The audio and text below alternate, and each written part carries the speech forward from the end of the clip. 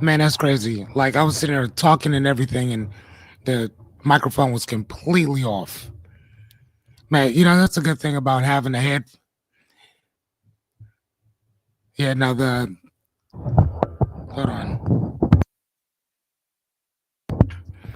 See, that's the great thing about the whole trial and error thing or whatever is that you get to mess up one and like in front of everybody, like do it, and I love that. Right. So again, I'm gonna reiterate that and state it again. What's going on, ladies and gentlemen? My name is Fearless Cummings, and welcome to the first intro of 100 Days of Coaching with Fearless. There is nobody here at this point. Care less. I'm still gonna show up no matter what because I said I would. Right. So I got my friend kind of in my ear or whatever. Let me show you.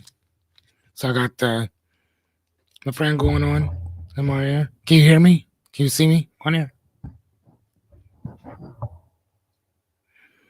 Okay. Okay. Hey, if you can mute me, that'd be great because I can hear me like two or three times. Okay. I'm not sure if I see anything on live. Um, this kind of not gonna lie to you. This kind of sucks a little bit. I don't know. Anyway, so I can't. Can I see anything? No. Hold on. Let me see. Oh shit! There we go. Oh man, bang that! I see you, my guy. Shit, thank you for pulling up on me. Shit, much love on that, my little brother. John was cracking, my little guy. That John Barnes is my little brother. Hey, bang that! Don't y'all got? I think you guys have the same last name too, or whatever. You might be family. I don't know, but either way, we'll figure it out. Oh, dude, like this thing is hold on. Oh, it's actually repeating everything that I say though. It's kind of weird. Jess, are you still there? Okay. I don't know. Oh, okay. No, I gotta keep that off. Okay, so oh, for real? Okay, that's what's up, John. I didn't know that. Yeah, that's what's up. I did not know that. Hey, bang that. Hey, man, don't you do you live in California now? Because I swear I was talking to your little cousin Ronnie, and he was telling me that you moved to California, and I was watching you do like a freestyle on the beach or something like that. It was like really tight.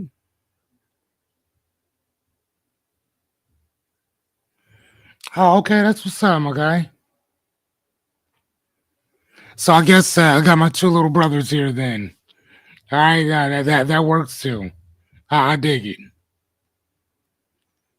I dig it. Yeah, I stayed on Crown Point for what was that, John? A few years too after I came home from South Dakota, and then for a little bit after coaching school, and then I moved over to Council Bluffs for a number of years. So yeah, we got that. We'll see if anybody else is sliding through.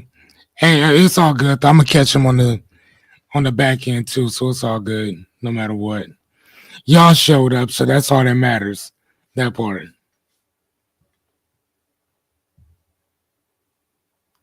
Hey, Jess, you anywhere around here? Where you at?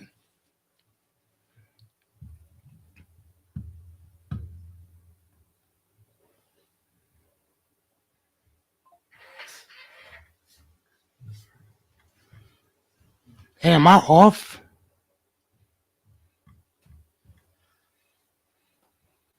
Huh. Yes. Am I off? Because I can't see myself at all. Okay, so how do I go into this and actually see what the hell I'm looking at?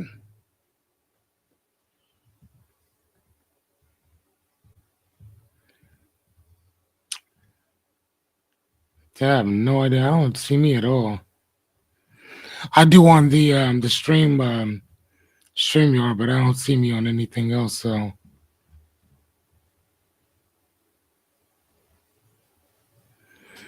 okay, hold on.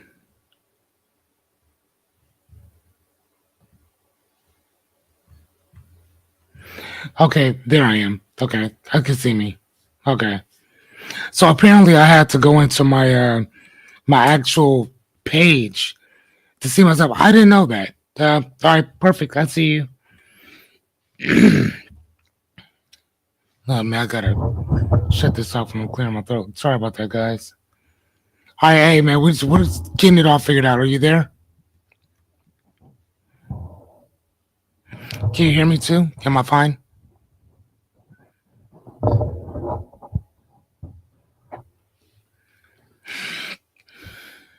It's buffering.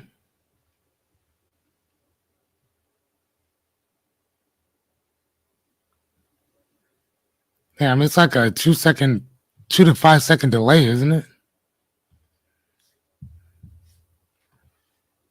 See again, I just cleared my throat on there.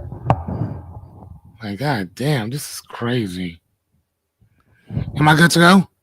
All right, cool. So Jess says let's go. So I won't stall anymore. We'll just kind of get started with this. So thank you guys and Jessica and little brothers for showing up for my first 100 days of coaching. Obviously, we got 99 more to go after this. So I just want to say thank you guys for doing so. I've been a certified life coach for the past 23 years. Um, Obviously, you don't do something for that long and not learn a few things. So that's what I'm here to do is kind of teach, learn, and kind of give a little bit of advice on dreams, goals, aspirations, stuff like that. So at the end of the day, for the most part, my objective is to, uh, again, it's still a work in progress on what I'm saying to people, but for the most part, what I've been saying is that I sell people back to themselves. And what I mean by that is majority of us are always selling ourselves to other people or whatever. So my job is to kind of help you kind of reframe and take back the ownership of the shit that you done given away to somebody else. So whether it's our friends, family, jobs, wants, needs, money, we sold ourselves to everybody else except for us. So my job is to kind of sell you back to you. And the best way to do that I've found is um, to put a mirror up to you to kind of help you remember exactly who and what you are. And sadly enough, it's not the fact that we have to well, what's the word I'm looking for? It's not that we have to uh discover who we are because you don't need to do all that shit. It's more of an uncover who and what you are, right? You already know what you want to do. The problem is that you've allowed something or somebody else outside of you to tell you or dictate to you exactly what we do. So at this present moment in time, my job is to kind of shed a mirror to you and where you're trying to end up and kind of help you get there a little faster than you probably thought. Because I think that most of us we've dreamt our dreams for so long that most of us think that either A is not going to happen or B it's going to take forever. And I'm here to tell you that it doesn't take as long as you think that it will. It'll probably be a lot faster than you think, but you have to be willing and patient to let the process happen. So with this, starting with this, right? We do this thing called trial and error that we do every Tuesday. I think we're doing it. Jess, what time do we do that? That trial and error show? It's at like 10 on Tuesdays, isn't it? 10:30. Sorry about that. 10:30 on Tuesdays, and we do it for about an hour and a half, sometimes a couple hours. And the thing about trial and error is that it's designed to kind of help you to not only watch us struggle, but kind of to talk about those things, those struggling things, whatever. So whether you're trying to start a business, scale one, uh, ending a relationship, whatever, it's all about trial and error, right? Majority of it. So with trial and error, for the most part, it's all about just starting on what you said that you wanted to do. That's it. And then Trial and error. I mean, here's the thing: you're gonna fuck up. That's gonna happen. So I'm not one of those coaches that sit and tells you that you need motivation. You don't need motivation. You need a fucking mirror. Like that. That's the problem.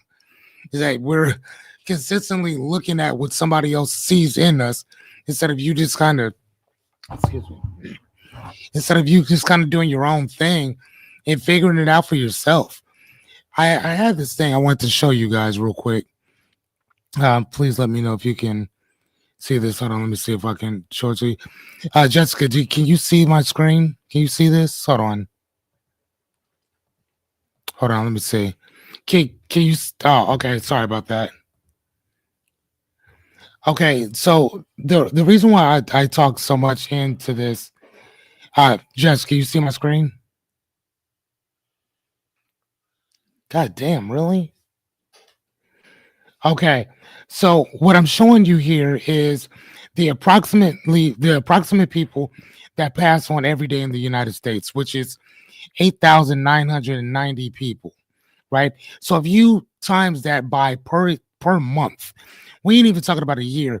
That's 274,000 people that die every single month in our country, right? Now we have what 300 and some million uh registered Americans or something like that. So I think probably like 325 million, somewhere around there. But still, that's still a lot of people. 274,000 per month. Like, yo, that's a lot of people that get knocked off or die. I mean, most of it is from heart attacks and stuff like that or whatever, right? Heart attacks, diabetes, death. I think like violence is like pretty low on that list. I mean, please don't correct me because I didn't search that part. I just looked at how many people die per month and then per day, which is 8,990 people. But I think about that constantly, and maybe it seems kind of what's the word I'm looking for? Maybe it seems kind of what word am I looking for? Give me a word. What word am I looking? What word am I looking for? I don't want to say morose. I want to say maybe it's kind of morbid. I'll say morbid. Maybe it's kind of morbid to think like that. And then I don't know. Maybe that's my thing or whatever, right? But that's one of the things that motivate me to keep moving is that one day my name is going to be in that number of that 8,990 people. And whether or not you, excuse me, whether or not you have a plan of whatever that dream goal or aspiration is, most of us don't do it because we're scared to do it, which I understand why you would be scared because most of us think that, well, we're going to fail, but we attach failure with death, which I don't understand why that's crazy. Like, you're not going to die. Like yeah, you might mess up. Who gives a shit? Just keep pushing. Keep going. If you mess up, most people around you won't even know that you messed up. You'll know that you do, but other people around you won't have no idea, right? So that's the reason why we created the whole trial and error podcast in general, was to kind of show people like, dude, when you start, probably nobody's going to show up. Look at right now. We're 16 minutes live. We talked about this. I think I created 2 posts, but again, though, in the realm of social media, real talk, man, you gotta have 3-4 posts going out per day, and that's not only to get people's attention, but that's to remind them of who you are and what you're doing, and to the point where you don't have to remind people anymore. But if this is my first one, that means I'm gonna have to remind y'all constantly. And if this isn't what I plan to do, if this is the field that I want to be in, then I'm gonna probably have to go off and go do something else, right? And so that's what trial and error is. It's literally kind of figuring out what you want to do, knowing that you are going to fuck up. That's gonna happen. Like there's no getting around it. You're gonna suck when you start. Like I'm looking at the screen here. There's 5 people. Here's the thing: 3 of y'all mess with me the long way. The rest of y'all don't even know me. So I have to do this for this long period for you to understand who I am and what it is that I do. Right. So that means hopefully next week we'll have maybe 6 people. Maybe we'll have 7 or 8. Maybe we'll have 10 or 11. I don't know. But I'm going to be here for the next 100 days because that's what I said I was going to do. So I'm going to do that. So without further ado, Miss Jessica, are there any, could you write out some of those questions that we had talked about, if you wouldn't mind? Pretty please, sugar on top. So for those of you who do not know, John, you already know, is my bestie from another messy, Miss Jessica Mackey or whatever. Is she's on the ones and twos.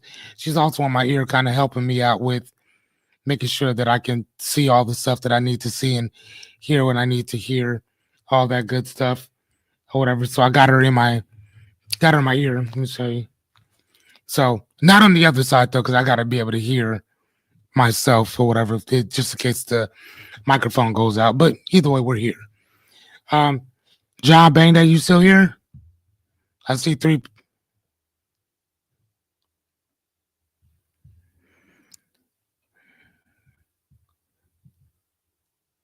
Okay. Okay, sorry about that, y'all. She's in my ear talking. Okay, so I had mentioned before about helping people kind of buy back their lives, for the most part, right? Because we're either selling off or sacrificing ourselves for the better good of whatever that dream goal or aspiration is, or usually for somebody else.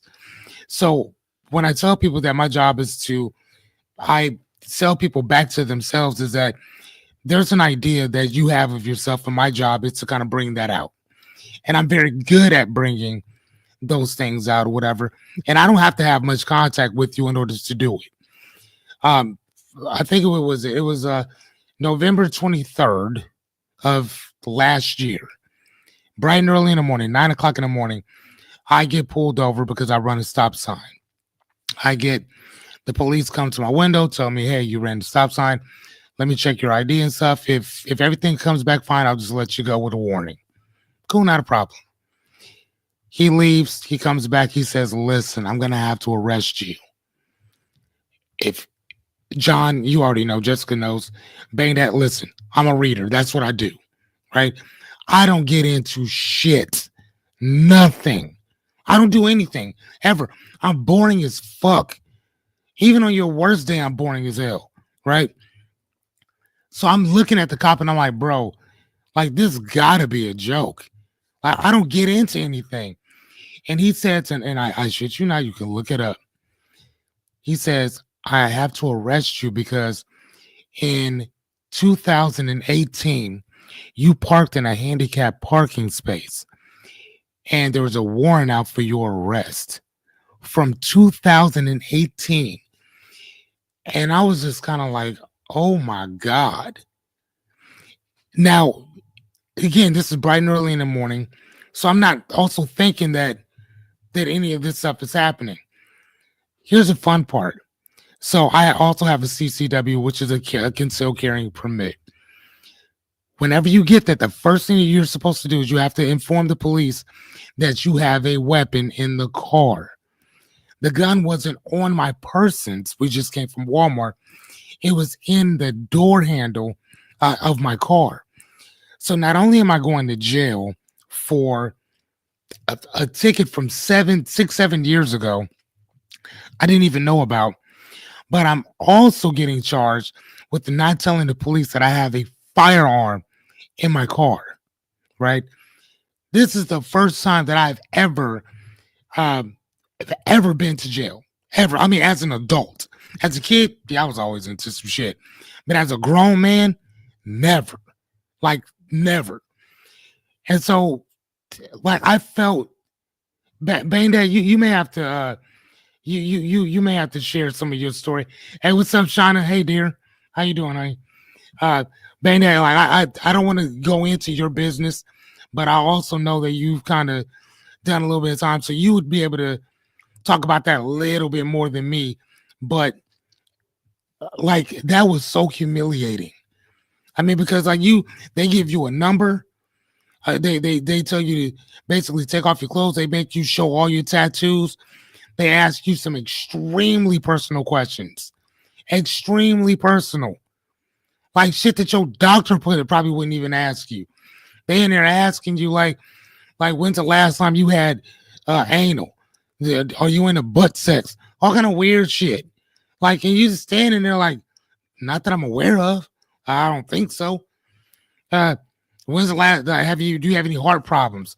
Are you diabetic? Do you get frequent erections? You know you can't be having sex with anybody in here. Do you have any problems with white people? Do you have any enemies in here that we need to know about? And I'm sitting there thinking, like, bro, I'm 45 years old. Like, I've never been arrested for anything as an adult. Why would I be into any of this shit? So I'm just like, no, no, sir, no, no, no. And he asked me, says, what are you in here for? And I explained it to him. And he was like, you know what, dude? That dude could have just let you off with a warning and let you go. Right. And but again, I tell people that whoever you are, wherever you are going you're gonna still be you no matter where you are. And a young man came into the cell that I was in, the holding tech, excuse me. And I'm telling this young man, like, he's asking me, what's up, OG? What are you in here for? And I tell him, he starts laughing. He thinks I'm joking. I'm like, no, like dead ass. I'm for real. That's what I'm in here for. And so I'm asking him the same question. What are you in here for? He's like, I'm in here for stealing and this, that, and the other. I'm like, nah, the cops would have just wrote you a ticket for that. I at least know that much. What are you in here for? And he said that when I gave them my name, I gave them a different name. So I'm like, okay, that's why you're here. Right. So you lied to them and this, that, and the other. So that you're here for that. But my point of the matter is this. Regardless of where I'm at, if I'm on the streets, if I'm in jail, even for that 4 hours, I'm a coach. I'm gonna talk my shit. I'm gonna say what I need to say because that's who and what I am. Right. So if I'm sitting in there, there's no television, there's no nothing. I'm meditating. I'm thinking about all the books that I've read, thinking about the people that have inspired me to become the man that I am. Thought about Malcolm. Malcolm was in jail for a number of years. Now, again, I'm only in there for a little bit of time. But I will also say this too. That is a travesty. Like, I was in there for 50. My bond ended up being $1,052. If I would have told the guy about the gun, it would have only been $52. So I was sitting there thinking, like, you disrupted my whole fucking day for $52. Like, and I was offended by that. I'm like, bro, you could have just asked me for the fucking money and I'd have just gave it to you. Like, you have to arrest me for $52 on a Saturday morning, mind you. And it was also my best friend's birthday, which I have to call her to come pick up my guy, number one.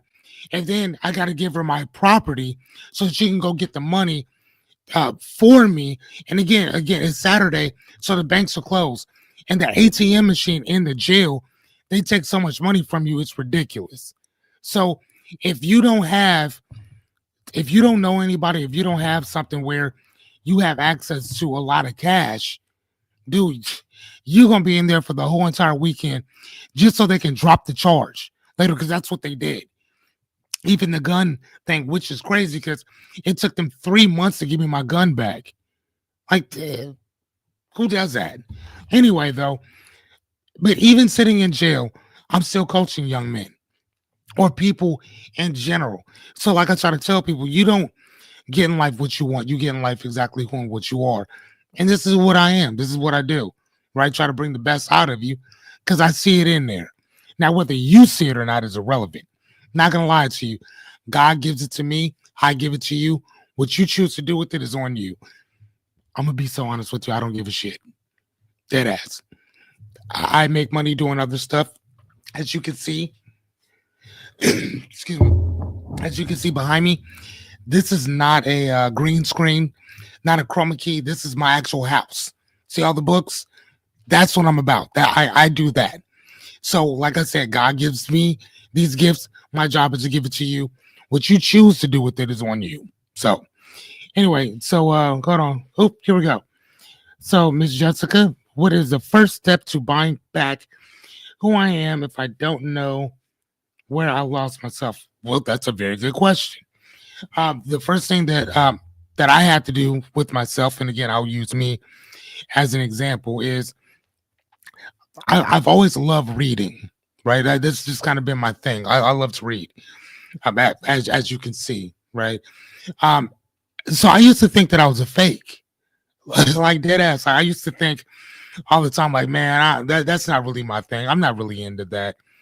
But I was sitting there thinking, like, dude, you've been doing this for years. So if you're a fraud, this is a long ass con that you're playing on yourself, right? So that's one of the things that I started to understand about myself was was the fact that what I loved about life. And one of the things that I also did too is I wrote out 5 things that I loved about life. 5. And if it didn't have something to do with those 5 things that I loved about life, I wasn't interested in it and I wouldn't do it, right? So the first thing, I'm not going to go into all of them, but the first few was my son, right? It's no matter what I do, I have to be a father, right? I mean, even when I was homeless, I was still a dad, no matter what, right? And Lashana will be able um, to understand, not understand, what's the word I'm looking for, attest to what I'm talking about. When I was homeless, sleeping in my car, sleeping at extended hotels and shit. Sean, Shauna, am I lying?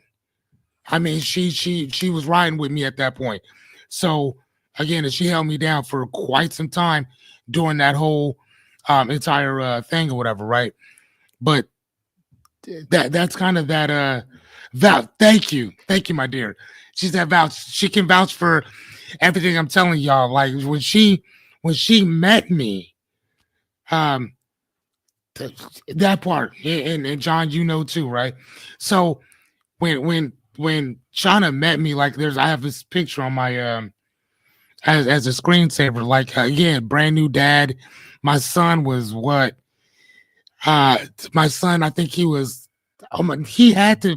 He was. I don't even think he was 1 yet. Shauna, was Caden 1 yet? Because I don't even think he was walking yet. I'm talking to her as we're looking at this or whatever, but I don't even think he was walking at that time or whatever. Like he was like young. Both of our kids have the same name, but he was a baby, yeah. It's baby Caden and then little Caden or whatever. But she said no. No. He no, okay, you saying he wasn't 1 yet, right? He wasn't 1. He was like a baby. Okay, so yeah, he wasn't 1 yet. But either way, what I'm saying is that even like losing everything, my house, cars, plural, motorcycles, John, you know what I'm talking about. Literally to the point where I had to eventually move back in with my parents, type stuff. Like I was broke, I was distraught, like I was going through some shit. And again, you have to remember those people that were around you when you didn't have anything. And so some of these people, they may not have been with me through that whole entire uh thing or whatever, but they watched me kind of grow. But anyway, the question was, um, how do you what was the question again? Again, sorry, I will go off on these tangents. I swear to God. How, okay, when you don't know when you lost yourself, how do you buy back yourself? So I think that the first thing is the 5 things I'll talk about. Sorry about that. Now go back into it. So the first 5 things, the first one was my kid, right? So no matter what, I cannot stop being a dad. I can be a piece of shit on everything else, but being a father is one thing I'm not going to skimp on. The second thing is I love to read, I love to learn, I love teaching. That is that's my thing. Like I love that more than anything else, right? The third thing is I think it was like I think it was traveling or something around there, whatever. Um, no, it was money, something along the lines of buying what I want, going shopping, whatever I want, stuff like that or whatever. So that was the first 3. And then I think the other one was travel. Then the other one was riding motorcycles or shopping, whatever that thing was. But I wrote it out specifically for that. And I said, no matter what, I'm going to live my life based off of these 5 things. And again, at that time, I lost everything. So, I mean, what else do you do, right? So you just kind of have to build back up. So I took those 5 things and then I built my whole entire life around that. That's when I wrote up on my wall, After we got out of my friend, I slept on my friend's couch with my kid for 3.5 years, dead ass. Once we got our own place, I wrote on my board. I wrote I want to make $10,000 a month, and I wrote I want to be a stay at home dad.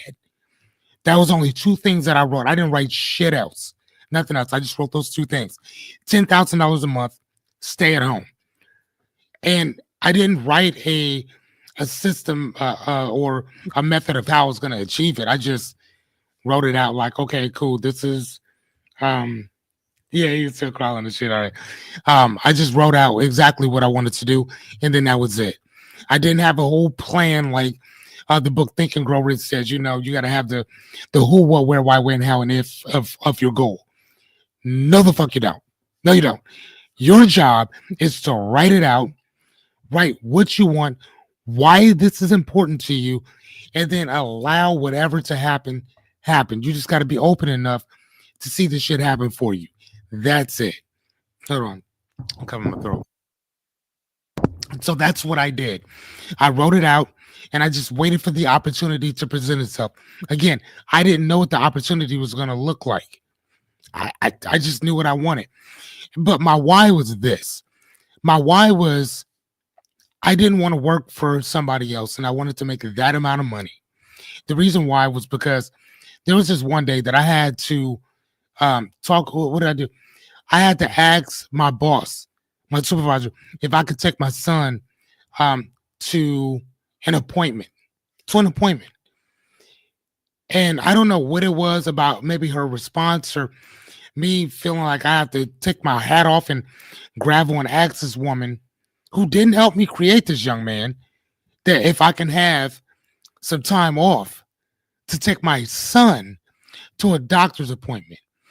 And I don't, like I said, I don't know what it was about maybe her response or me groveling and asking that, but that's when I wrote down 10,000 a month, be a stay-at-home dad, and that was all my goals were at that time. That's it. I just kind of kept an open mind, kept an open eye for certain things, and I went from a DSP, which is a direct service provider, and then I became an SLP, which is EFH at that time, but SLP, which is a shared living provider. And then I started doing other things on top of that that exploded my income. Right now, when I say exploded, I had two jobs and I was making probably around 30 some $100. Like I would say 3,200, maybe 35, somewhere up around there. But once I started elevating that stuff, and again, my thoughts were still the same. So when people say you need to elevate your thinking, you need to do that, they're fucking lying to you. No, you don't. No, you don't. Supply, demand. That's all you got to remember. Supply, demand. That's it. You either have a product to sell, it's a service that you sell, or there's a job that you do that you're good at it. Every job has something in it where you can make probably double what you were already doing before. All jobs have it. So if you're a nurse, maybe it's a charge nurse, maybe it's a director or something like that, but they all have it. Now, your whole thing may be that, like, if you work in Sean, I'm unfortunately use you for a second. If you work at Emmanuel, you might be wanting to work at Bergen or something like that. Or if you're at Bergen, you might want to go to Lakeside to make that type of money because that's where the opportunity is. But if that's what your objective is, then who gives a shit? Go do it. My objective, my mission was to make $10,000 a month.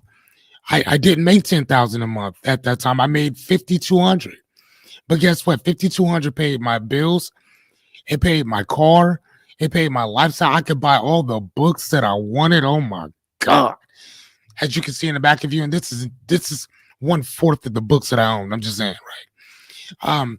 But it afforded me a lifestyle. And guess what? I got to be a stay-at-home dad. That's all I really wanted, right? And then my income literally jumped from I think it was like 5,200 to like 7,000. And I'm thinking like I'm doing big, right? And then it went from 7,000 to like 14,000 because that was when COVID hit. It went from 14,000 to like 20,000. So I was just like, good God, this is crazy. So again, just as a young man from Omaha, Nebraska, who actually just sat down and wrote out what he wanted to do, why he wanted to do it, and then just let that shit happen. Right? That's all it was. So I know that is a long way of going around saying that that's how you rebuild yourself. Is that just write out what it is that you're going to do and fucking do it. That's it. You don't like me. I love to read stuff, but here's the thing. I am a maven. A maven is a person who just likes to collect information. That's what I do. I like to know it and then I like to give it. That's what I do. For y'all, write out what you want and then go do it. That's all. I mean, think about that. That's it. There's nothing more to it. Write what you want to do and then go do it. I'm getting another question. Oh, here we go. So how do you know if I'm growing or just upgrading oh, nice. The masks that I wear? How do I know if I have imposter syndrome or not? What's the difference between what's the difference between being a fraud and wearing a mask and imposter syndrome? So that's like 3 or 4 different questions. That's fine. I can answer them all. So, let's start with the first thing. So wearing a mask, we all wear them. I mean, I would love to sit and tell you that we don't wear masks. We all do. Every single one of us has a mask on. When you meet somebody, you have a mask on. When you're online dating, you got a mask on. When you start messing with whoever you messing with, you got a mask on. You always wearing a mask. Now, the question is, at the end of the day, is not that you have a mask on, but who you wearing it for. Like that's the question, right? It's not why you wear it, because we all wear them, right? Now, your mask might look exactly like you, but it's a version of you. Look at it like this. When people talk about Tupac, for instance, you have 15 different people who talk about Pac in a different way. All 15 people have a different description of the same man. Same dude, just different masks that all look the same, right? So, and that's how we all are. All of us are wearing that one proverbial mask for the most part. It just shifts a little bit based on what mood we're in and who we're around. So I'll say that. We're all wearing masks. Now, the other question is, how do I know if I have imposter syndrome or not? Again, even with that, we all have imposter syndrome at one point or another. We all do. But what is it? Imposter syndrome, by definition, basically means that you don't feel that you live up to the expectation that you set for yourself. That's all it is. That you don't feel that you live up to the expectation that you have of yourself. Imposter syndrome isn't even some shit that somebody else is doing to you. It's what you're doing to yourself. That's all it is. And for the most part, it's what you're saying to yourself on a consistent basis. That's all. I mean, it's very simple stuff. Now, what is a fraud? A fraud's objective is it's kind of like imposter syndrome in reverse. So if imposter syndrome is me feeling like I'm a fraud, but I have all the information, I have the education, I have what other word am I looking for? I have the skill set, the technical skill and all that stuff. I got all that. I just don't believe that I'm good enough based on my expectation of what I think I should be. That's what imposter syndrome is. So it's some shit that you're doing to yourself. A fraud is trying to tell you that they are everything that they are. That's it. So their objective is to try to get you or to convince you that they're better than what they are. And most of the time, they're fucking liars, right? I mean, let's put it out there. That's what they are. And for the most part, it's malicious. It's usually malicious intent that they're doing it for. They're not doing it because, like, an imposter syndrome, like, you're not trying to defraud anybody. Like, that's not what you're trying to do. If anything, you feel like a fraud because you don't think you're good enough. But a fraud, on the other hand, they know they're not good enough. So they're going to say and do whatever they can to convince you that they are what they say that they are. Right? Whereas imposter syndrome, I'm trying to convince myself that I am what I say that I am. That's all that all. That's all that is. So I hope that hold on, every time I clock in, I got my Shauna just said every time I clock in, I got my mask on. Dead ass. Like, no, and that's literally what it is. Every time you clock in, every time you go do that thing, you gotta put it on. You gotta wear it. That smile that you gotta have that you don't want to be wearing. Right? Even with my kid, I have to put a mask on sometimes with him. I love my baby.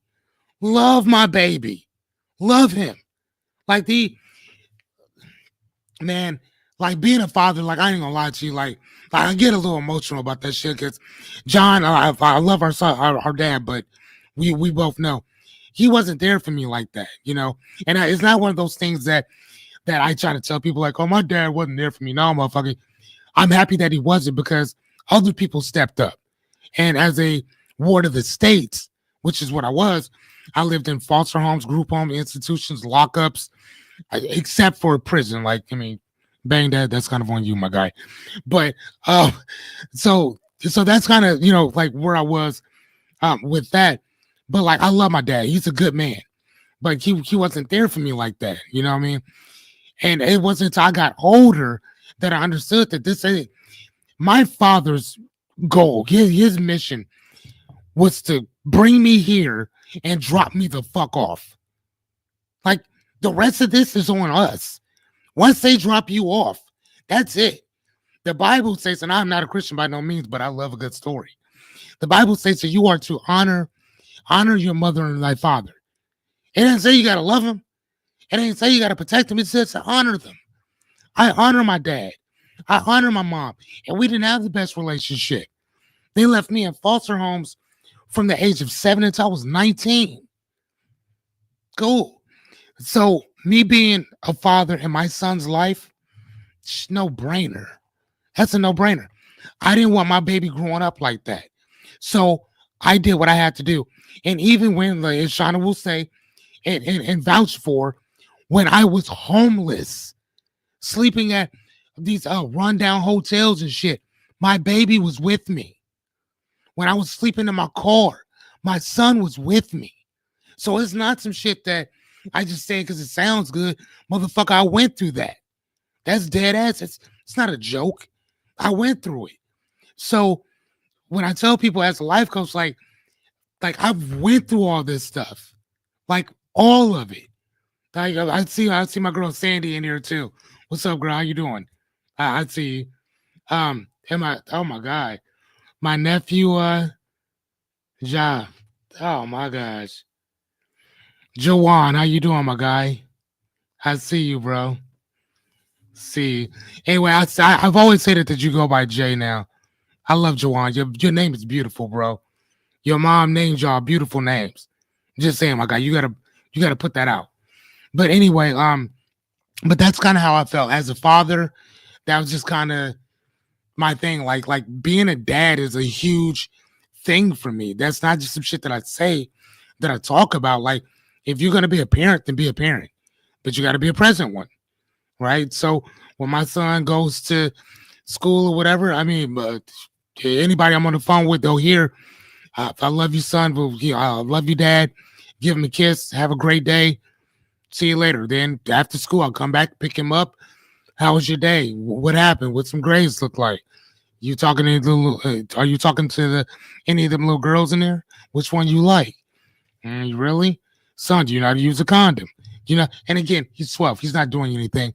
But still, I feel that as his father, I would want him to talk to me about this shit than him talking to one of his little buddies about it. Right? Now, again, like, I mean, 20, 30, 40 years ago, I don't know if that would have been a conversation that my son and I would have had because they lived a different time then. But today, because of the shit that I had to go through, I don't want my baby going through that. Right? So I do whatever I have to do to make sure that he doesn't. Correct? So I don't know. Jess, am I kind of just kind of going in circles, or where was I at? Am I okay? Okay, yeah, yeah. Give me the next question, because you know me, I'll just keep going. I don't give a shit. Okay, don't forget to write it down. Okay, so what's your advice to someone who is chasing goals, but none of the goals feel like their own? Oh, now again, that's a part of that imposter syndrome shit there. And not only that, but it also has to do with being fraudulent because you're doing something based on what somebody else wants you to do. Now, here's the thing with that. It's kind of funny. The way that you walk, the way that you talk, even the way that you think is based off of you watching somebody else. I don't know if most of you know that or not, but that dead ass. The way that you walk, the laugh that you have, the way that you pronunciate your words, all of that stuff is based on you watching and mimicking somebody else. So it, I mean, look at the people that want to play basketball, football, this and the other, right? Their kids, like they try to live vicariously through their children, right? So like, oh no, you going to football practice, you going to basketball, man, you good, man, they love you out here, this and the other. Another person that I think of often when it comes to this is somebody like Floyd Mayweather. Floyd Mayweather is arguably one of the best boxers in the world, right? Almost greatest of all time. One might be able to argue. Floyd didn't want to box though. That wasn't his thing. His father wanted him to box. His father is the one that made him stay in the gym. His father did all this and stuff, right? And I remember Eric Thomas, Eric the hip hop preacher Thomas, whatever his name is. He was talking about that and he was giving a speech on that. And me being a life coach, I focus on perspective and reframing stuff. But I always poke holes in certain shit that I call it's bullshit. So there was this if you go back years ago and you watch any of Mayweather's interviews, he talked about it at great length of how he was scared of his father, how he always wanted to stop boxing. He didn't want to do that. He wanted to go do something else. But his father made him do it. His father ends up going to prison for quite some time, right? He comes home and Roger, his uncle, is the one training him, and now he becomes world champion, this and the other. Now his dad wants to take over, but now Floyd doesn't need him. He has Roger. So they have this big blowout. It was on HBO years ago. I think you probably watch it on YouTube. And he kept telling him, like, dude, you were never there for me. Like, never. Even before prison, I couldn't talk to you. So years later, Roger passes on. And now Floyd's father is now his trainer. And I think it was one of his last like fights, right? And Floyd is sitting in the corner. He's talking to his father, Floyd Sr., and he says, I love you. Thank you for everything that you did for me. His father is so much of that macho dude that he's not hearing what his son is saying to him, right? He's thanking him for everything that he did. But his father is not thinking about that. He ain't listening to that. We're here to fight, we're here to win, and then that's it. But if you think about it, what happened is that Roger and Floyd Sr. had dreams of becoming world champions, but they weren't. They didn't have it, but they knew that Floyd did. And that's what happened. Floyd became that, but that wasn't his objective. That happens with football players. It happens with basketball players too, is that we live vicariously through our children. And that's not necessarily fair neither. So how do you discover that part of you? I'm not gonna lie to you. Again, it's not a discovery; it's an uncover. You already know what you want to do. There was a football player named Adrian something, or a black dude or whatever.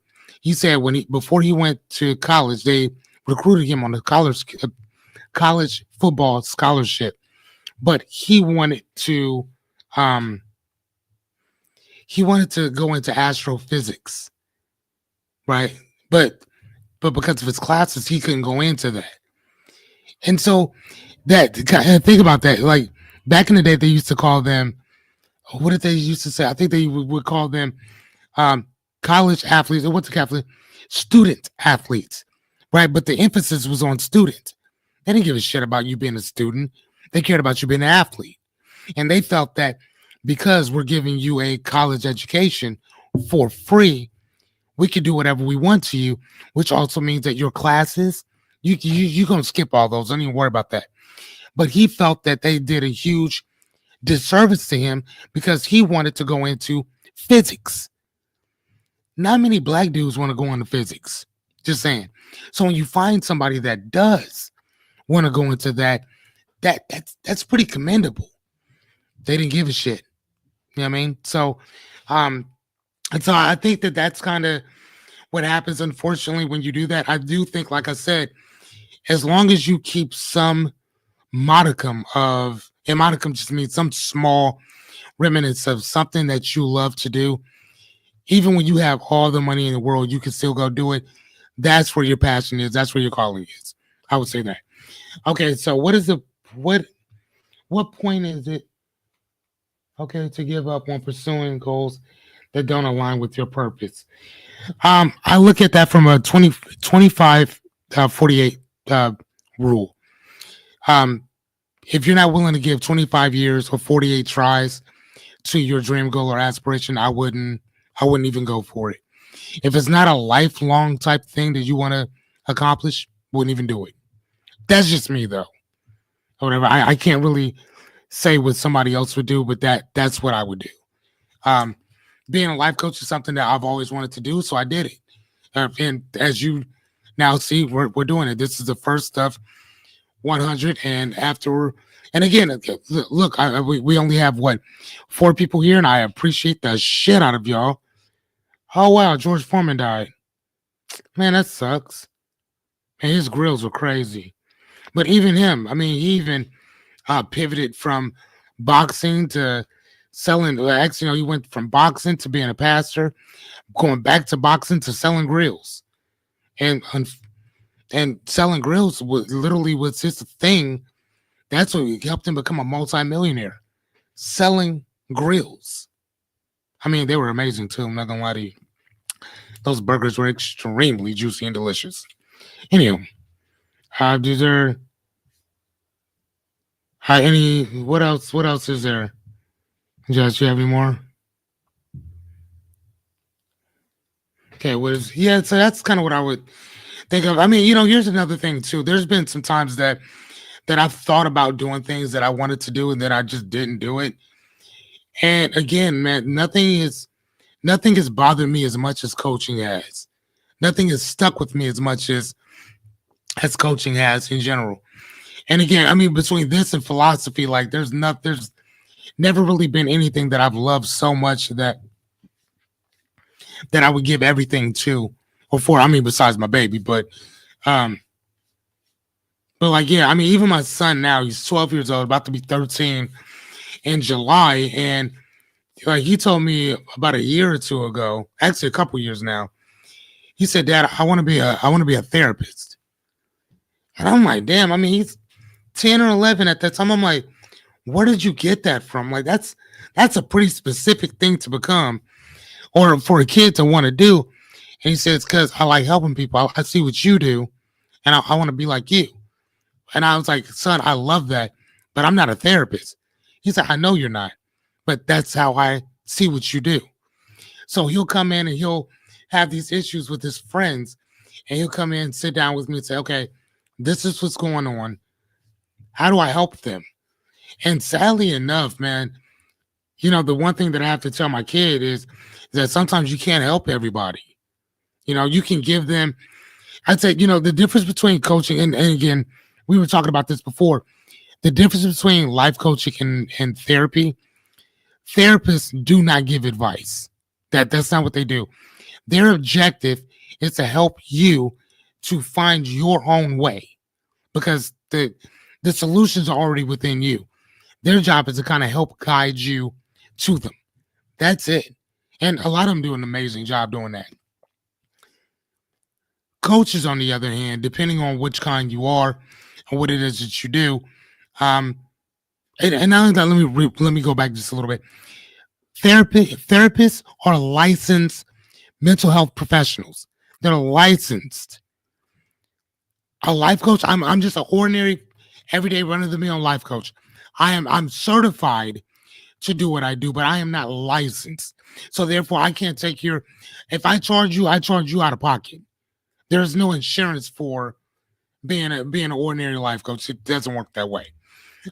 So that's the difference in that. The other difference is become being a life coach is that I help you from where you are to where you're trying to go. Where a therapist will help you from where you are, go back and clear up some shit, and then take you to where you need to go.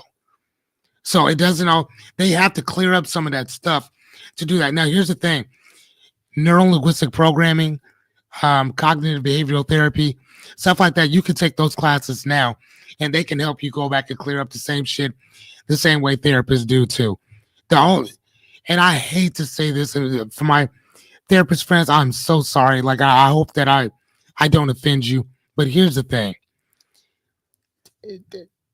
be if you go to school for neuro linguistic programming and you take their, let's say you take their year and a half program, I've the things that I've seen NELPers do, that's what they're called, and the things that I've seen therapists do, they're damn near on the same like wavelength when it comes to the unconscious mind, when it comes to presuppositions, when it comes to gestalt therapy, when it comes to Milton Erickson, when it comes majority of the stuff that therapists and psychoanalysts have to learn, we have to learn some of the same exact stuff.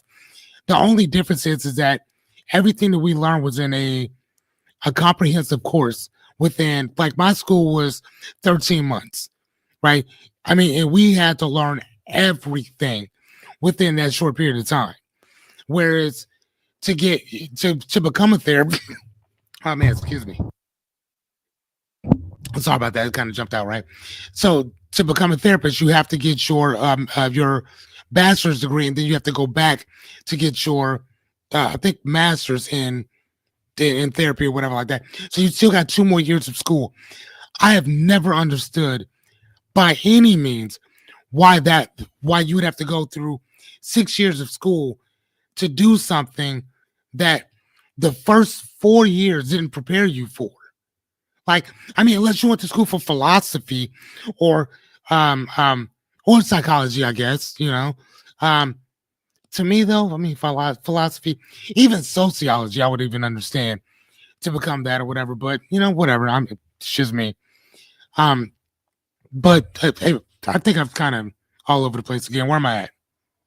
So yeah, anyway, so my son wants to become a therapist or whatever. So just explaining to him what the differences are and teaching him from my standpoint.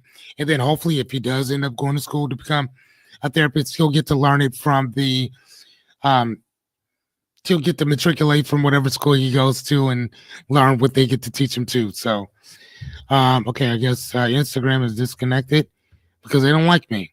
All right, cool. I'm all right with that. I ain't fuck with y'all either. Anyway, so I'm back. All right, so how do you start becoming the person? Oh, people expect and start becoming the person I actually am. Again, that's going back to being a fraud in front of other people and not living up to your own expectations. I mean, it's to me that's kind of to me it's simple, but to somebody else, I guess it wouldn't be. Um, I mean, but that's kind of what happens though, is that we expect and we start. Well, again, when I tell people constantly, write out the 5 things that you love about life, and once you write those out, you'll start to figure out the things that work for you and the things that don't. And the things that don't, one of the things that I teach people is this thing called EVLN, which is exit, exit, voice, loyalty, or neglect. So, and I got it from, hold on one second, let me show you. I got it from this book here. I don't think you guys can see it or whatever, but hold on, let's see. Can you see it a little bit? I don't know. Anyway, it's by a gentleman by the name of Albert Hirschman. Oh shit, I guess I'll bring it up on here. Give me 1 second. And the objective of this book, hold on, Albert. Okay, here we go. Found it. Okay, got it. Okay, and where are we at? Okay, share this tab. Okay, let me move this so I can see what I'm looking at. Okay, perfect. And let me, here we go. Oh, shit. Nope. Oh, please. Okay, subchain. Okay, present. Okay, stop screen. Okay, sorry about that, guys. Give me 1 second.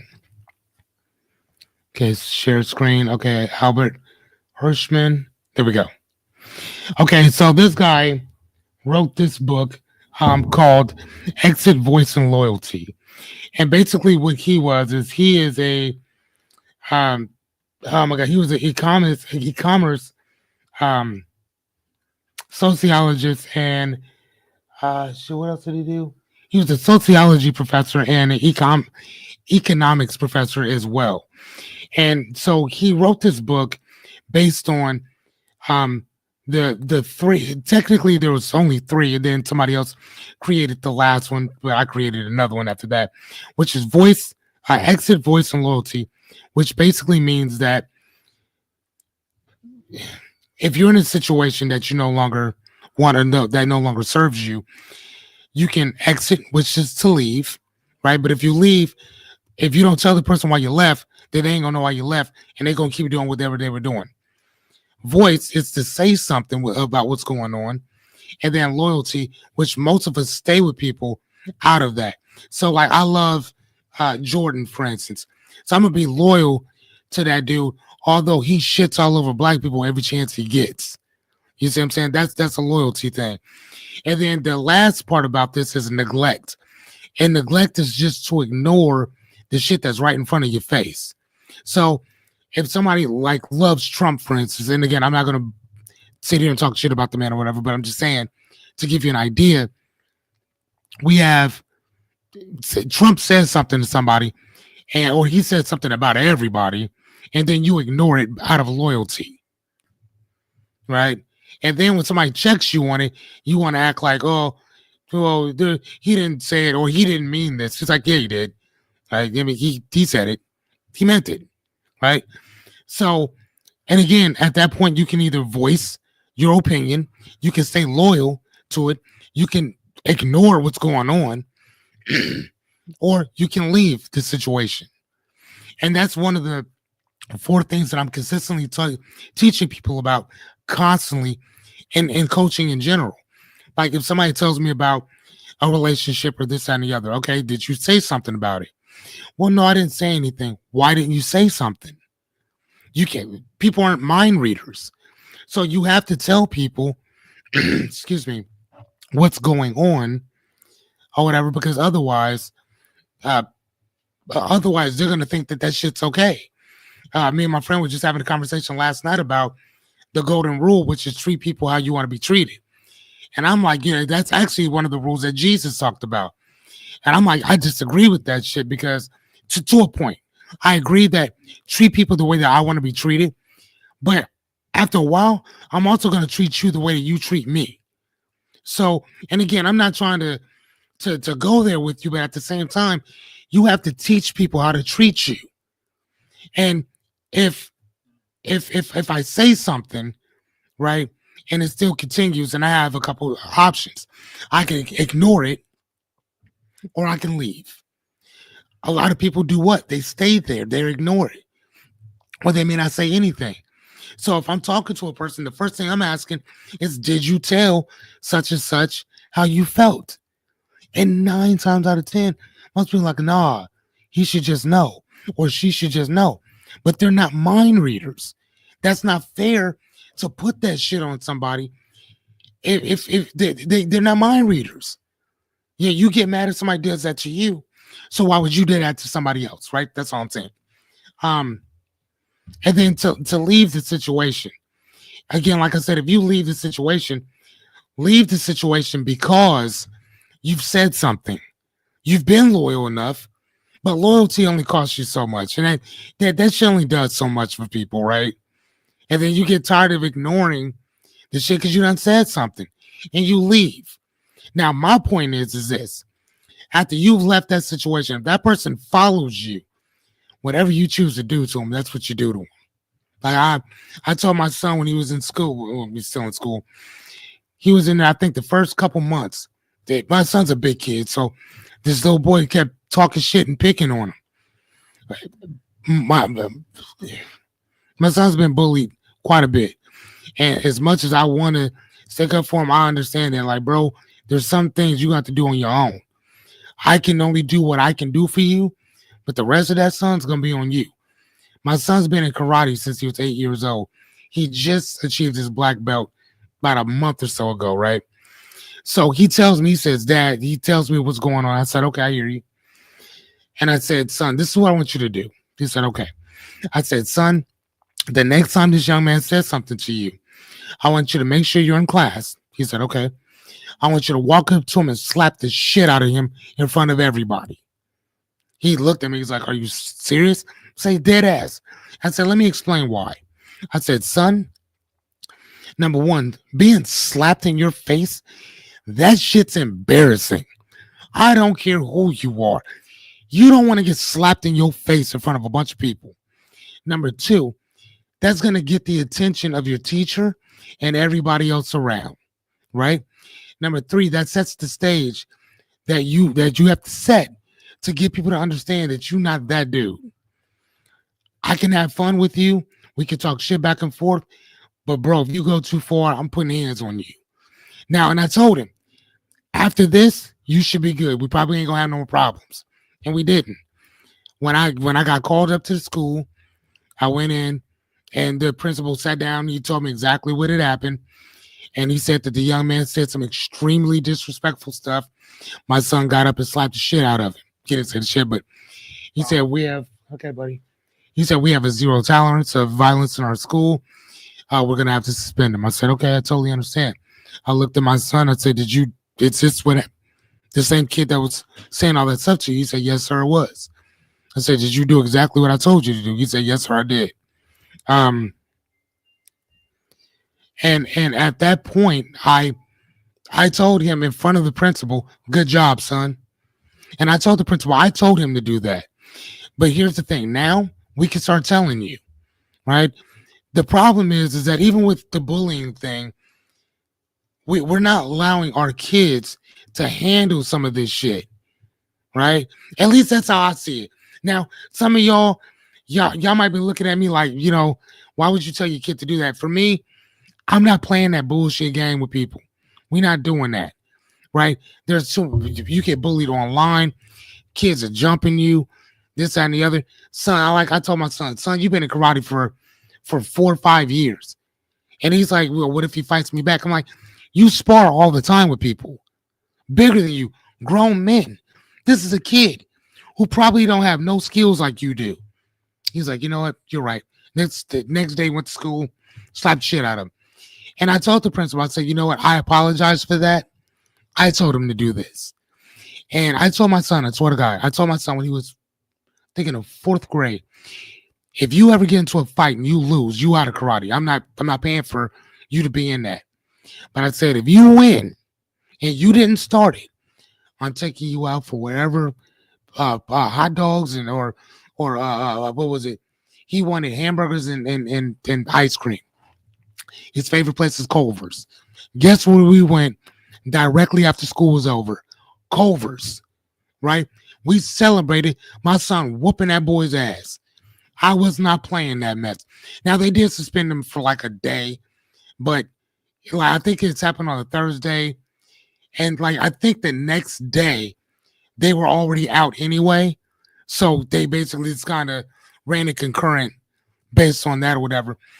But again, I'm not putting up with people disrespecting me or my son in general. So when I was talking about the following the what was I talking about, dear? Right. Thank you, John. Give him that work. Right. My little brother has been a black belt. My parents did the same thing with him or whatever. He grew up to be a beast. I ain't gonna lie to you. But I got you, my guy. But that's literally one of the things that that with the following the golden rule, I get that. I want to like I don't want smoke with people. I don't. But I'm also not going to just let you just treat me any kind of way and just think that you you gonna waltz all into God's open country with your head held high, and I think I ain't gonna try to knock your. I'm just stop there. I'm gonna try to keep it appropriate. I'm just saying, but what you're not gonna do is treat me any kind of way that you think that you're gonna do. We're gonna have a little bit of a problem. Now, here's the thing. I stand for peace all day long, but like I have to keep reminding people, the good book said that Jesus said that when he comes back, he's coming with a sword. I didn't say that. Jesus said that. So if Jesus about that life, well, you tell me that I got to sit back and turn the other cheek, and I'm not doing all that. And I'm not going to have my son do that either. So that shit's out. All right. So any more questions, my friend? Are we good? Are we? Okay. Now we still got to go until whatever. Hold on. What time is it? Okay. Now we got 20 minutes. And again, ladies and gentlemen, here's the thing. There's 100 days of this shit. I can go. I told Shauna years ago that I think you remember this, dear woman. I told her, I was like, dude, I took my camera out. No, I think it was my phone. And I just recorded myself talking. And I was like, man, I talked for 45 minutes to myself. I think she probably left, but I'm just saying, like, I did that shit. Like, that was for real. Right. But yeah, I did that. No, I'm not even gonna lie to you. All right, Jess, do we have any more? Send me some more. Or John or Bang, like, what's up, my dude? Like, do y'all have anything? Or like, what's up, man? This is coaching. This is see, Shauna's still here. Hello, dear. I thought you done probably took off and then let the shit. Do you remember that, Shauna? When I told you that was like years ago. When I sat there with that phone and I just started going. And I think we were talking about that shit. Hold on, I left it. Okay, I'm back. Do you remember when I told you that like years ago? When I was telling you like I had that phone out and I just wanted to see if I could just talk, and for a couple minutes, it was like 45 minutes later, and I was by myself. Oh, okay, yeah, okay. So I'm telling y'all, man, like one of the things that I tell my friend Jessica all the time is that, the thing I love about my life, honestly, is that everything that I talk about, somebody can vouch that shit. Good, bad, or indifferent. Like somebody can vouch for that. Oh, thank you, John. Hold on. And still talking 10 years later. Hell yeah. I ain't gonna shut up. I'm too weird for that shit. All right, so yeah, so John, any books you recommend for starting a food truck / restaurant? Here's the thing. If you really want to know, and I'll tell you, little brother, this is what I would tell you. You don't need to go read any books. I'm just saying, I've read enough. So what you need to do, honestly, is go get books, or go get one book, just one, on the food and regulations of what you need to know. But you've been in that field for so long that, bro, you should already know that shit. So if anything, just start doing with the shit that you already know. You stop reading shit. You don't need to read no more. You already got it. And find somebody that's doing it. Yeah, I mean, again, and here's the thing. Finding somebody that's doing it. Hold on. I wrote me 2 things down on my board. That's what's up, LaShawna. Thank you, dear. But find somebody else who's doing what you want to do, my guy. And again, even if you have to interview them, but again, with John, with you, again, here's that thing of selling you back to yourself. The fact that you're not doing that shit, my guy, like, bro, like you are so talented in what you're doing, and you're wasting energy, my guy. You don't need to go read no fucking books on that shit. You know enough shit that you can write your own book. Like, how many times have you? How many places have you worked at where you've done billing, where you've done? Give me a list of the shit that you've already done. Just give me a list of stuff. so I can read this stuff up because eventually people eventually will read or watch this shit or whatever, and they can see. And y'all, John is my little brother, my blood brother. So it's not like yeah we're black and we're brothers. You know what I'm saying? That's like my blood brother or whatever. So John, just write down, give me like a list of stuff that you've been doing for the past like shit, like what, 10 years now, 9, 10 years. Just write me a list of stuff out. For those of y'all who don't know, my little brother has been in the food and beverage industry for forever, for years. Um, he's worked at bars and grills, restaurants, all kinds of stuff. So, and he's always talked to me about starting up his own restaurant type thing, food truck type thing. And again, I'm like, and everything I'm telling him right now is the same shit that I've been telling him for however long. You know what I'm saying? Like there's nothing new about the shit that I'm telling my little brother. Like nothing. This little motherfucker just don't want to listen. But it's all good because we got you in front of a bunch of people. Well, not right now. It's only 3 people, and I'm cool with that too. But we gonna have your ass in front of a whole bunch of people, and you know what I'm saying, you gonna have to put some action behind them words, little man. All right, so hey man, hurry up with that shit because we got 14 minutes left. Let's go. I mean, I guess we could do it again tomorrow because guess what? I got nothing but shit to talk about. You see how big my head is? You saw this information in here? Look at this. Look where I check this shit. Look at this. See that big ass head? See that? Nothing but knowledge in there. Nothing but. See that? All right. Okay, so firing, hiring, advertising, human resources, customer relations, practical service. You got to tell me what that is. Serve safe. Pro. What is that? Proctor? I don't know what that is. You're gonna have to explain that one. Is that like butt proctor? I don't know. Listen, ladies and gentlemen, I think that my little brother was touched inappropriately when he was younger by his gym teacher. John, do you remember that? When we used to talk about that day that you came to me crying about your gym teacher, I believe. He said, hell, I've even been a janitor at a school, right? Going back to the scene of the crime. I know what happened to you, John. I know, buddy. I love you. And I think that we should figure out a way to what? Don't say no, John. I'm pretty sure this happened to you, sir. John, don't say no. It may have happened. I don't know. Whatever. I think that it did. Because you just act real weird whenever we were talking about that school teacher of yours. Anywho, but again, though, John, all seriousness, with all the hold on. Oh yes, okay, well, you might be right.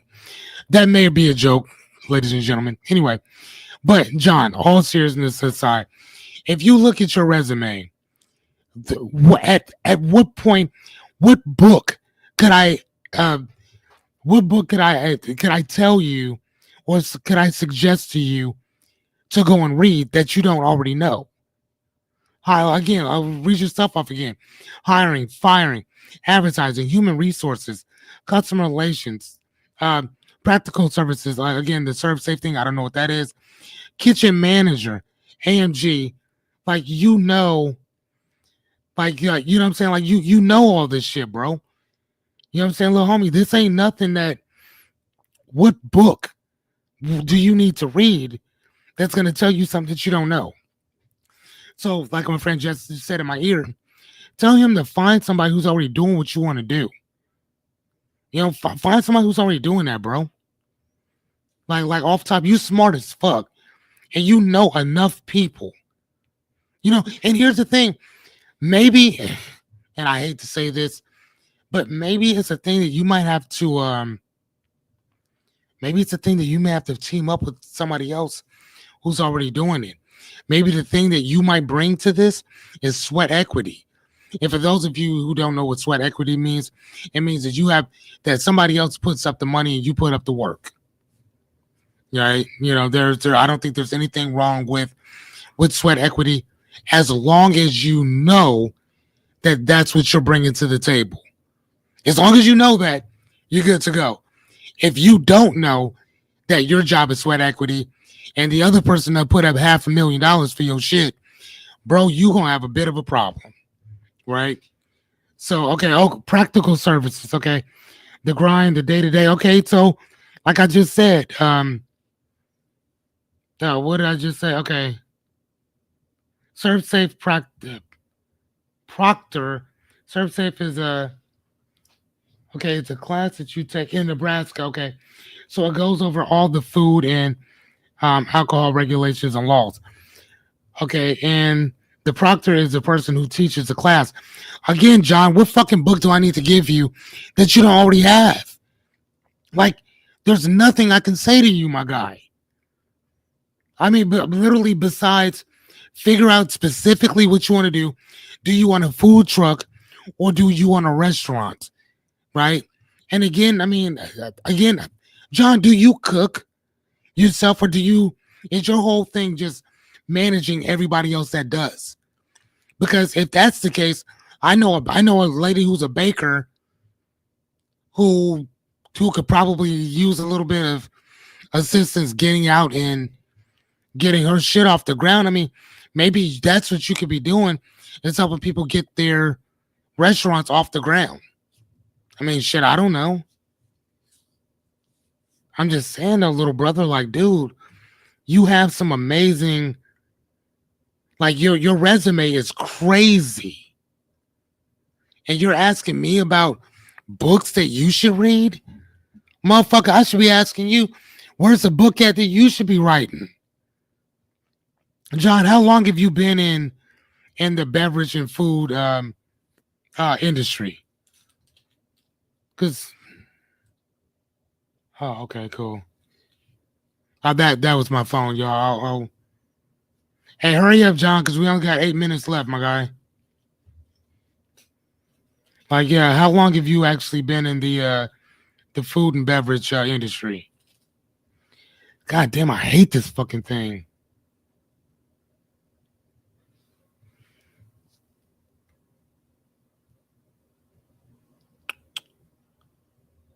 Okay, so he says, okay, yeah, so I think next. Okay, cool. So then what I'll do then, I'll just would you tell me just go live on Facebook and just go from there? Because you tell me, okay, I'll just do that. Because this right here is whack as fuck. We are not doing this. Okay, so John says that I do cook. The food aspect is what made me actually fall in love with the restaurant life, but the customers, the people that you meet, the connections, that is what made me fall in love with food and beverage. Come on, bro. Come on, bro. Like, that's what I love. Like, ladies and gentlemen, like, look at it like this, John. If you were working on cars, your day-to-day thoughts would be on food. Hey, baby, you see what I mean? Like, it wouldn't be on working on cars because you wouldn't give a shit about it. Even if that's what you did for a living, your mind, for the most part, would be on food and beverage. All right, so for now, dude, that's crazy. All right, so my brother says he's been in this for 12 years. That's beautiful, bro. How old are you now, John? Was it 28 now? That's crazy, my baby brother. I remember when I held him for the first time, I was what? I was 19. I was 19 years old, and my little brother, he was an infant. Wasn't even 1 year old yet. I was 19 when my parents had him. 19. Like, it's crazy. 28, yeah. See, I was right. 20, yeah, 27, 28, yeah. I mean, like, he was like, and, the first time I saw him, I was like, oh my God, that little guy looks just like me. Like, he was so cute. Matter of fact, what's so funny, John, is that your little boy looks just like you did when you were his age. Like, he looks just like you. Like, crazy, my guy. Ah. I was just looking at you guys' picture today. I was like, man, that boy's beautiful. Anyway, though, all right. So, ladies and gentlemen, we got 5 minutes left or whatever. So next tomorrow, I'm gonna be doing the same exact thing. Um, I'm actually just gonna go live on Facebook or whatever, and then I will start putting everything else in other places because this app that I use, StreamYard, it's horrible. Um, it's like a 2 minute delay, so I will film it on here, and then I'll just post it on everything else that I do.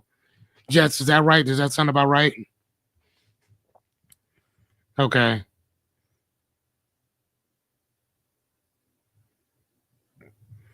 Okay, John says I work. I'll be here. That's what's up, hey man. Listen, tell some of them compatriots that you work with that we got some coaching going on. Let's go.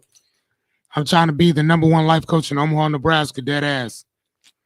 And again, I have to do this for 100 days because not because I have to, but because I want to. And not only that, but I get very nervous, like talking and like on camera type stuff. Like I'm not nervous talking in general because I mean, as myself and Shauna have already put out there, like I talk. I'm a talker. Like I talk a lot. Anyway, but yeah, I will put that on. Message me the link. Okay, little brother, I got you. Um, so again, so I guess I can start wrapping it up. So for everybody who actually showed up, my bestie Jess, thank you so much, John, um, Jay, Payne, whatever. Shauna, thank you guys. Bang that, my guy. I appreciate you guys very much for holding me down for my very first night doing this. Yeah. So what else we have? We have anything else? Yep, I got you, my guy. I'll message you the link again. I think that this thing's on a 2 minute delay. Is it delay? Yeah, delay. 2 minute delay or whatever. So tomorrow I'm just gonna go live on Facebook directly. So hopefully, I think that things might look a little differently. I don't know, but we'll figure it out together. And again, this is what trial and error is all about. You're gonna fuck up, do it quickly, do it as fast as you can, or whatever, so you can figure out what works and what doesn't, and then jump back in and start swinging again. So, without further ado, ladies and gentlemen, I will bid you adieu. My name is Fearless Cummings. I am out. Until tomorrow. See you tomorrow. That works, right, Jessica? That's a good one. All right, cool. So, all right, ladies and gentlemen, I'm about to sign off. Deuces.